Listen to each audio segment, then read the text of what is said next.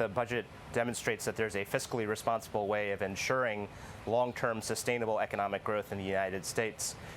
What the budget calls for is a series of investments in our infrastructure, a series of investments in our families and in 4 additional years of school, all of which are about improving and increasing the productive capacity of our economy over the long term. Consider the fact that 30 million Americans don't have access to high-speed internet right now. What do you think it does for the economy to go ahead and connect those folks in rural areas, on tribal lands, and elsewhere?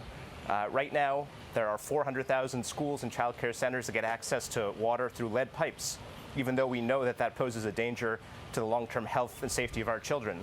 The president's plan would call for ripping out and replacing all of those pipes, which not only creates good jobs in the short term, creates long-term success in the economy.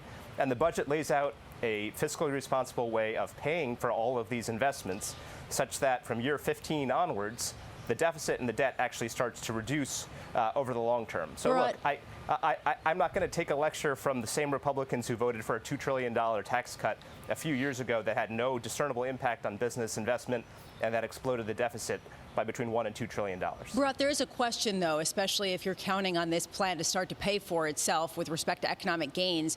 What role the Federal Reserve plays in keeping borrowing costs low? A lot of people talk to the servicing costs of the U.S. government debt, say it's pretty low because of how low interest rates are. How much are you relying on the Fed to be an active player in keeping rates down? Well, look, the budget assumes a certain level of interest rates over the long term that I think is entirely reasonable. The other part of this is that there are new tax revenue coming from large corporations and from wealthy individuals. You know, in 2018, the effective tax rate paid by U.S. multinational corporations was 8%. And compare that to the tax rate that small businesses pay. Compare that to the tax rate that your average middle-class family pays. There's clearly capacity for these companies to pay more in taxes, to help finance the investments that, by the way, are going to be good for those companies in the long run. Better roads and bridges, broadband internet, and so on. This is a win-win scenario. Bharat, a lot of people say that higher taxes leads to slower growth. What would you, how would you respond?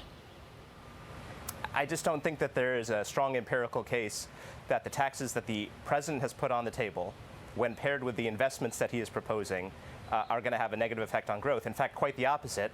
The independent analyses have shown that they produce more economic growth in the short term and the medium term. They create more jobs, and that they also create high-quality jobs, which is central to the president's message here. If you listen to his speech yesterday, his main point was that we should start looking at the health of the economy. We should measure the success of our economy based on how working families are doing. Are they getting a wage that allows them to support themselves and their family? Are they able to work at a job with dignity? Do they have choices when they enter the labor market? That's the kind of economy the president wants to build, and that's the kind of economy that we are starting to see emerge coming out of this pandemic thanks to the president's actions. So then do you dismiss, I guess, some of the more normal metrics that a lot of people would look at with regards to debt to GDP ratios and deficit financing? Is that not part of the calculus inside the White House? Well, I think it's relevant to look at the interest payments that the United States is going to make as a portion of GDP. If you look at that metric, it's clear that by historical standards, we're actually very well positioned, in part because interest rates are low, as you noted. And so from our perspective, this is the right time to make these investments, not only because of that factor, but because we have a unique opportunity as we are emerging from the pandemic to rebuild certain parts of our economy that are going to need rebuilding anyway. And I would just make one final point here. Our international competitors aren't holding back.